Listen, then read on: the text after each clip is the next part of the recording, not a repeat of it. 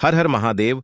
दोस्तों, आप सभी लोग जानते हैं कि 23 अगस्त 2024 यानी शुक्रवार को पड़ रही है पंचमी तिथि।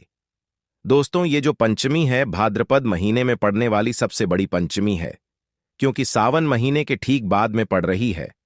और आप सभी लोग जानते हैं कि ये जो 4 मास होते हैं ये भोलेनाथ को बहुत अधिक प्रिय होते हैं, जिसका बहुत ही बड़ा और खास महत्व होता है। और ऐसा दिन पूरे साल में सिर्फ एक ही बार आता है। और दोस्तों, सभी लोग जानते हो, शुक्रवार का यदि सबसे बड़ा कोई उपाय है तो वो एक छुटकी काले तिल वाला उपाय है। तो दोस्तों, इस शुक्रवार के दिन आप लोगों को इस एक छुटकी काले तिल वाले उपाय को जरूर करना है। बहुत सारे लोग होंगे जिन लोगों ने इस उपाय को ना किया हो, मतलब पूरा साल निकल गया, उन्होंने किसी भी दिन इस काले तिल वाले उपाय को ना किया हो। पर दोस्तों, आपके पास एक आखिरी मौका बचा हुआ है, जो कि 23 अगस्त के दिन है। तो इस दिन आप लोगों को इस वाले उपाय को जरूर कर लेना है। भले ही पूरे साल भर इस उपाय को ना किया हो, पर यदि आपने इस भाद्रपद महीने के शुक्रवार के दिन यदि इस वाले उपाय को कर लिया तो आपको इस उपाय को करने का वो फल मिलेगा जिसकी आपने कभी कल्पना भी नहीं करी होगी। इसीलिए आप लोग इस वाले उपाय को एक बार जरूर कर लेना, ताकि आप लोगों के हाथ से यह मौका ना जा सके और आपको इस उपाय को करने का फल मिल सके। दोस्तों, यह उपाय पंडित जी ने अपनी अभी की ही शिवा महापुराण की कथा में बताया है। जिस उपाय आज हम आपको बहुत अच्छे से समझाने वाले हैं, इस वीडियो को देखने के बाद इस उपाय को समझने के लिए आपको कोई और वीडियो को देखने की जरूरत नहीं पड़ेगी। तो चलिए दोस्तों, उपाय को शुरू करते हैं। देखिए, ये इस भाद्रपद महीने के शुक्रवार के दिन यह इतना खास होता है, इतना महत्वपूर्ण होता है। देखा गया है कभी कभी बड़े बड़े पूजा पाठ अनुष्ठान से जो मनोकामना पूर्ण नहीं होते, वो भाद्रपद महीने के दिन एक छोटे से उपाय करने ही आपकी मनोकामना पूर्ण हो जाती है। और बहुत सारे लोगों ने इस उपाय को किया भी है और उनको इस उपाय को करने का फल भी जरूर मिला है। यदि आप लोग भी इस उपाय को करना चाहते हैं तो आप इस उपाय को पहले अच्छे से समझ लेना, सुन लेना, उसके बाद करना। आपको इस उपाय का फल जरूर मिलेगा। और इस उपाय को कर लेने से आपके घर में चाहे किसी भी प्रकार की दुख और समस्या क्यों ना चल रही हो, आपको उसका कारण भी नहीं पता है कि भाई समस्या किस कारण से चल रही है, उसका कुछ भी कारण हो सकता है, जैसे पितृदोष हो सकता है या किसी भी तरह का मंगल दोष भी हो सकता है। तो इस दिन आप लोगों को यह वाला उपाय कर लेना है। यह एक ऐसा उपाय है जिस उपाय को यदि किसी खास दिन पर किया जाए तो भाई उस खास दिन का जो है वह तो हमें मिलता ही मिलता है। पर हमने उस दिन पर इस एक छुटकी काले तिल वाले उपाय को किया है तो हमें उससे भी बड़ा फल मिलता है, और फल बहुत जल्दी मिलता है। क्यों आप इस उपाय को बहुत ही बड़े और खास दिन पर कर रहे हो? तो चलिए अब उपाय के बारे में बात करते हैं। लेकिन उससे पहले आप लोगों को यह जानना आवश्यक है कि आखिर यह उपाय किस समय करना है, किसको करना है और कैसे करना है। तो चलिए हम आगे आपको वीडियो में एक एक करके बता देते हैं। लेकिन उससे पहले यदि आप लोग हमारे चैनल पर नए हैं तो हमारे चैनल को सब्सक्राइब कर लेना और इस वीडियो को लाइक करके कमेंट बॉक्स में श्री शिवाय नमस्तुभ्यम AUM नम शिवाय जरूर टाइप कर देना। दोस्तों, इस एक छुटकी काले तिल वाले उपाय को हमें इस शुक्रवार के दिन कैसे करना है, किसको करना है, किस समय करना है और कहां पर करना है, ये सारे सवालों के जवाब आपको इस वीडियो में मिल जाएंगे। और जो ये वीडियो देखेगा भाई, उसको काले तिल वाला उपाय जरूर करना चाहिए, क्योंकि इस दिन एक छुटकी काले तिल का भी बहुत ही बड़ा और खास महत्व होता है। और जब बात आ जाए 11 काले तिल की, तो ये सोने पे सुहागा बात हो जाती है और ये एक बहुत ही बड़ा उपाय हो जाता है इस पंचमी का। तो अब दोस्तों, इस काले वाले तिल उपाय को आखिर करना किसको है, सबसे पहले हम लोग वो बात जान लेते हैं। तो देखो, घर की जो बड़ी माताएं बहनें होती हैं, उन माताओं बहनों में से कोई भी एक बड़ी माता बहन इस वाले उपाय को कर सकती है। और दोस्तों, यदि आप चाहे तो अपने घर में से सभी सदस्यों को भी इस उपाय को करवा सकते हैं। यदि किसी व्यक्ति की खुद की कोई मनोकामना है, खुद की कोई दुख और परेशानी जो कि वह अपने लिए ही करना चाहता है, इस वाले उपाय को तो वह खुद अपने लिए भी कर सकता है। बाकी यदि कोई घर में से ऐसा है जो कि अपने पूरे घर परिवार की सुख और शांति के लिए ये वाला उपाय करना चाहता है, तो भाई वह भी कर सकता है। उसमें भी कोई दिक्कत वाली बात नहीं है। कहने का मतलब यह है कि इस उपाय को हर एक सदस्य भी कर सकता है। और पूरे घर परिवार के सदस्य के लिए घर की बड़ी माताओं बहनों में से कोई एक माता बहन भी कर सकती है। माताएं बहनें घर में उपस्थित ना हो या वो यह वाला उपाय ना कर पा रही हो तो फिर घर का कोई बड़ा सदस्य भी इस काले तिल वाले उपाय को कर सकता है, चाहे फिर वह पुरुष ही क्यों ना हो। उसमें कोई भी दिक्कत वाली बात नहीं है। अब दोस्तों, इस एक चुटकी काले तिल वाले उपाय को हमें करना कहाँ पर है? इसे हमें तुलसी के कियारे के पास में जाकर करना है। बहुत सारे लोग प्रश्न करते हैं, हर एक उपाय को करते समय क्या हम इस उपाय को घर पर या मंदिर में कर सकते हैं? देखो तो इस वाले उपाय को आप घर ही करोगे तो अच्छा रहेगा। यदि घर पर तुलसी पौधा नहीं है तो शिवा मंदिर में उपाय को करोगे तो भी अच्छा होगा इस वाले उपाय को। उसके बाद में दोस्तों, जो अगला प्रश्न निकल कर आता है वो यह आता है इस उपाय को लेकर कि आखिर इस उपाय को हमें किस समय करना है, सुबह के समय करना है कि शाम के समय करना है। तो देखो, इस वाले उपाय को आप लोग सुबह के समय भी कर सकते हो और शाम के समय प्रदोष काल में भी कर सकते हो। अब यदि आप पूछो कि भाई सबसे उत्तम समय कौन सा रहेगा इस एक चुटकी काले तिल वाले उपाय को करने, तो हम आपसे बस यही कहेंगे कि इस उपाय को आप शाम के समय करेंगे तो ज्यादा बेहतर होगा। बाकी यदि सुबह के समय भी करेंगे तो भी अच्छा होगा, उसमें कोई भी दिक्कत वाली बात नहीं है।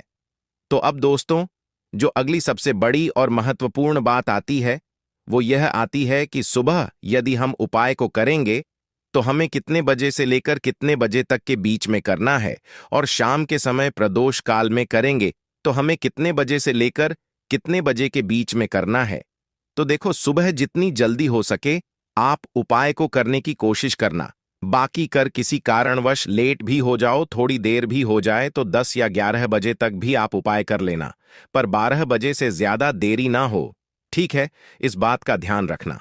उसके बाद में दोस्तों, यदि शाम के समय प्रदोष काल की बात करें, प्रदोष काल का जो समय है होता है वो शाम के 6 बजे से शुरू हो जाता है। मतलब शाम के 6 बजे से लेकर 7 बजे के बीच का जो समय होता है ये समय प्रदोष काल का समय होता है। पर अभी जो मौसम चल रहा है इस जो है शाम बहुत देरी से होती है, तो आप इस उपाय को 7 या 8 बजे के बीच में भी कर सकते हो। मतलब शाम के 6 बजे से रात 8 बजे के बीच में आप कभी भी इस वाले उपाय को कर सकते हो, उसमें कोई भी दिक्कत वाली बात नहीं है। परंतु शुक्रवार के दिन कोशिश करना कि समय के अंतर्गत ही कर लो। किसी कारणवश ना कर पाओ तो थोड़ा देरी से भी कर सकते हो, आपको उपाय का फल जरूर मिलेगा। तो चलिए बात करते हैं हमारे पहले उपाय की। देखिए, इस उपाय के लिए को 2 दीपक लेने होंगे। दोनों ही दीपक आप मिट्टी के भी ले सकते हैं और दोनों ही दीपक आप शुद्ध आटा मढ़कर उनके भी तैयार कर सकते हैं।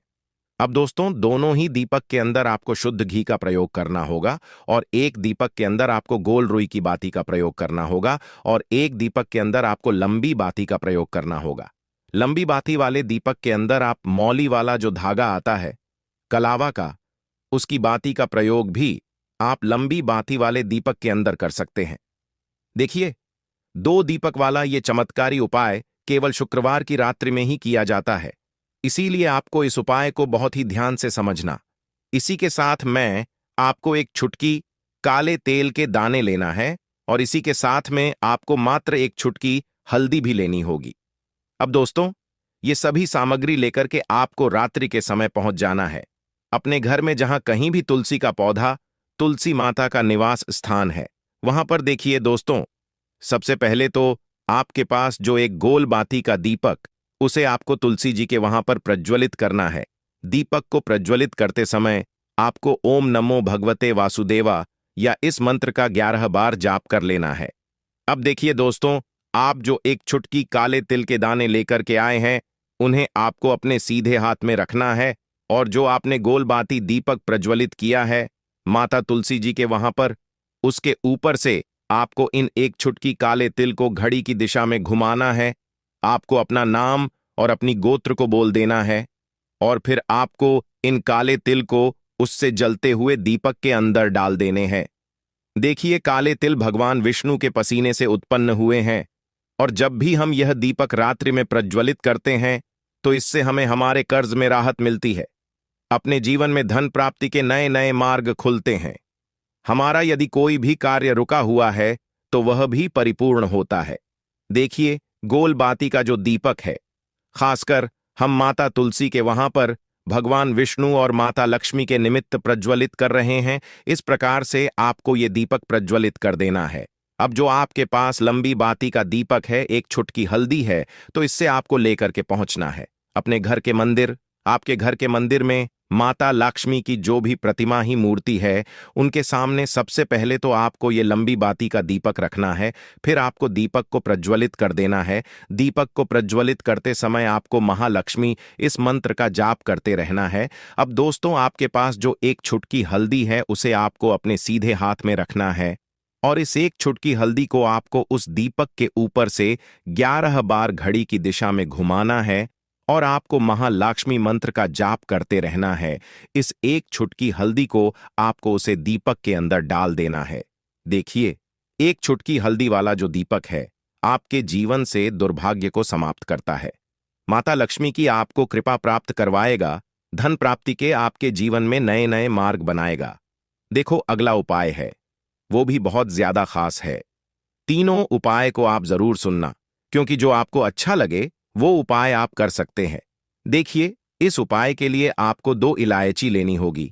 हरी इलायची आपको साबुत लेनी है, खंडित नहीं होनी चाहिए। और इसी के साथ में आपको मात्र थोड़ा शहद लेना है। शहद आपको मात्र आधा चम्मच या फिर उससे भी कम ले लेना है। और इसी के साथ में आपको एक दीपक ले लेना है। दीपक आप चाहे तो मिट्टी का भी ले सकते हैं और आप चाहे तो शुद्ध आटा मढ़कर उसका दीपक भी आप तैयार कर सकते हैं। इस दीपक के अंदर आपको मौली का जो धागा आता है, कलावा का, उसकी प्रयोग करना होगा। यानी कि इस दीपक के अंदर आपको लाल रंग की बाती का प्रयोग करना होगा और इस दीपक के अंदर आपको शुद्ध घी का प्रयोग करना होगा। अब ये सारी सामग्री लेकर के आपको अपने घर में जो भी मंदिर है वहां पर पहुंच जाना है और आपको माता लक्ष्मी के किसी भी स्वरूप के सामने बैठ जाना है। यदि माता लक्ष्मी की फोटो है, माता लक्ष्मी की प्रतिमा है, तो उनके सामने आपको बैठ जाना है। यदि माता पार्वती की प्रतिमा है तो उनके सामने आपको बैठ है, यानी कि किसी भी माता के स्वरूप के सामने आपको बैठ जाना है। अब देखिए, सबसे पहले तो आपको माता रानी के सामने सी चावल की ढेरी बना देनी है, यानी कि सी अक्षत के दाने आपको माता रानी के सामने रखना है। उसके बाद आप जो एक दीपक लेकर के गए हैं, उस दीपक को आपको उन्हीं चावल के दानों के ऊपर रख देना है और फिर इस दीपक को आपको माता रानी के सामने प्रज्वलित कर देना है। देखें, इस दीपक प्रज्वलित करते समय आपको लक्ष्मी नम इस मंत्र का लगातार जाप करते रहना है। दीपक को प्रज्वलित करने के बाद आप जो 2 हरी इलायची लेकर के गए हैं, उसमें से एक हरी इलायची को तो आपको उसी दीपक के अंदर डाल देनी है और वहीं पर आपको कम से कम 21 बार एयूएम महालक्ष्मी इस मंत्र का जाप कर लेना है। अब आपके पास जो शहद है और एक हरी इलायची है, उसे सीधे आपको लेकर के पहुंच जाना है। शिव के मंदिर में पूज्य गुरुजी ने बताया है कि यह उपाय आपको सिर्फ और सिर्फ शाम के समय ही करना होगा। शाम को जब भी सूर्यास्त का समय होता है, तो उस समय आपको यह उपाय करना है। लेकिन सबसे पहले तो आपके पास जो एक हरी इलायची है, उसे आपको उस शहद के अंदर अच्छे से डुबो देना है, यानी कि शहद का लेपन उसे हरी इलायची के ऊपर चारों तरफ आपको कर देना है। अब यह जो शहद से युक्त हरी इलायची है, इससे आपको शिवा के शिवलिंग पर अर्पित कर देनी है और आपको वो श्री शिवाय नमोस्तुम इस मंत्र का लगातार जाप करते रहना है। फिर इसके बाद आपको एक लोटा जल भी अपने साथ लेकर के जाना है, तो यह एक लोटा जल भी आपको धीरे धीरे शिवलिंग पर समर्पित कर देना है और आपको श्री शिवाय नमोस्तुभ्यम इस मंत्र का जाप करते रहना है। फिर इसके बाद आपको अपने घर आ जाना है। इस प्रकार से आपको ये उपाय कर लेना है। तो चलिए दोस्त, जान लेते हैं गुरुजी द्वारा बताए गए दूसरे उपाय के बारे में। देखिए, इस उपाय के लिए आपको लेना है 11 चावल के दाने। गुरुजी ने कहा है, चावल के दाने खंडित नहीं लेने हैं, बिल्कुल साबुत होने चाहिए। उसके साथ में आपको लेना है एक बेलपत्र। बेलपत्र का भी एक नियम है, यदि आपके पास बेलपत्र नहीं है तो आप शिवलिंग से उठाकर उसको पुनः शुद्ध जल से धोकर इस्तेमाल कर सकते हैं। इस प्रकार आपको बेलपत्र लेना है। इसके बाद आपको एक लोटा जल लेना है। अब ये सब सामग्री लेकर आपको जाना है महादेव के मंदिर में। देखो, अब आपको साइड में खड़े हो जाना है और सबसे पहले आपको एक बेलपत्र अपने हाथ पर और 11 चावल दाने रखकर शिवलिंग के ऊपर अपना नाम और गोत्र बोलते हुए समर्पित कर देना है और एयूएम नमः शिवाय श्री शिवाय नमस्तुभ्यों का लगातार जाप करना है। अब आपको जो एक लौटा जल साथ में लेकर आए थे उसे धीरे धीरे बेलपत्र और चावलदाने के ठीक ऊपर आपको समर्पित करते जाना है और शिव पुराण के मूल मंत्र श्री शिवाय नमस्तुभ्यो का 11 बार जाप है और अपनी मनोकामना बोलते जाना है। देखो, बस छोटा सा उपाय करना है, देखना एक दिन आपके सब काम बनने लग जाएंगे। गुरुजी का बहुत ही खास उपाय है। चलते हैं तीसरे उपाय की तरफ। देखिए, इस उपाय के लिए आपको एक तांबे के पात्र के अंदर सबसे पहले अपने घर से शुद्ध जल लेना है। फिर इसी के साथ में आपको मात्र थोड़ा सा शहद लेना होगा। शहद आपको आधा चम्मच या फिर उससे भी कम लेना है और इसी के साथ में आपको एक प्यारी बेलपत्र ले लेनी है। बेलपत्र यदि आपको नहीं मिल पाती है तो भगवान शिव के शिवलिंग पर चढ़ी हुई बेलपत्रों को आप पुण्य शुद्ध जल से धोकर के उपयोग कर सकते हैं। और बेलपत्र जो है वह कहीं से भी कटी फटी खंडित नहीं होनी चाहिए। अब यह तीनों सामग्री लेकर के सीधे आपको पहुंच जाना होगा भगवान शिव के मंदिर में। यह उपाय सुबह से लेकर के शाम तक किसी भी समय कर सकते हैं। देखिए, सबसे पहले तो आपके पास जो शहद है उससे आपको अपने हाथ की छींटी उंगली के जो पास वाली उंगली होती है, अनामिका उंगली, उसमें थोड़ा सा शहद आपको लेना है और इससे फिर आपको शिवलिंग पर जहां माता सुंदरी का स्थान होता है वहां पर आपको ओम का निर्माण करना है। लेकिन जलाधारी के बिल्कुल बीच में जो स्थान होता है उससे माता अशोक सुंदरी का स्थान कहते हैं और इसी स्थान पर आपको शहद से ओम का निर्माण करना है।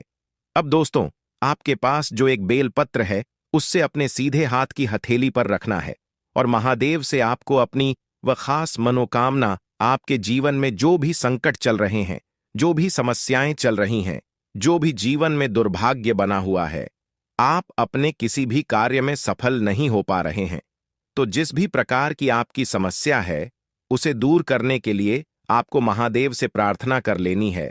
और फिर यह जो एक बेलपत्र है इससे आपको शिवलिंग पर माता सुंदरी वाले स्थान पर समर्पित कर देनी है।